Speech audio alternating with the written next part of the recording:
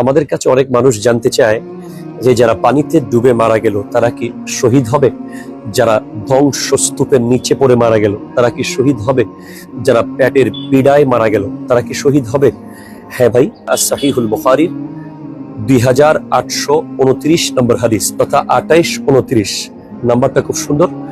হযরতে আবু হুরায়রা রাদিয়াল্লাহু তাআলা থেকে বর্ণিত, قال রাসূলুল্লাহ সাল্লাল্লাহু আলাইহি ওয়াসাল্লাম আশ-শুহাদাউ খামসাতুন, শহীদ 5 ধরনের হয়ে থাকে।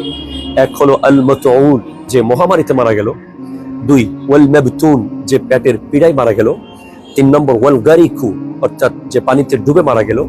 4 ওয়াসাহিবুল হাদাম, যে ধ্বংসস্তূপের নিচে চাপা পড়ে মারা গেল।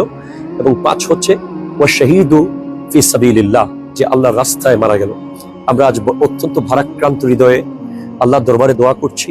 গতকাল বাংলাদেশের দৌলতদিয়ায় যে বাসটি পানিতে পড়ে ডুবে গেল রাজবাড়ির দৌলতদিয়া ঘাটে, সেই বাসের যাত্রী এখনো পর্যন্ত যারা পানি থেকে মৃত লাশ হিসেবে উঠেছে, আল্লাহ তাদের সকলকে শহীদ হিসেবে কবুল করুক এবং আমাদেরকে আরো অনেক বেশি সচেতন, অনেক বেশি মনোযোগী, অনেক বেশি দক্ষতার সাথে এই ঘাটগুলো হ্যান্ডেল করার তৌফিক দান করুক। আসসালামু আলাইকুম ওয়া রাহমাতুল্লাহি ওয়া বারাকাতুহু।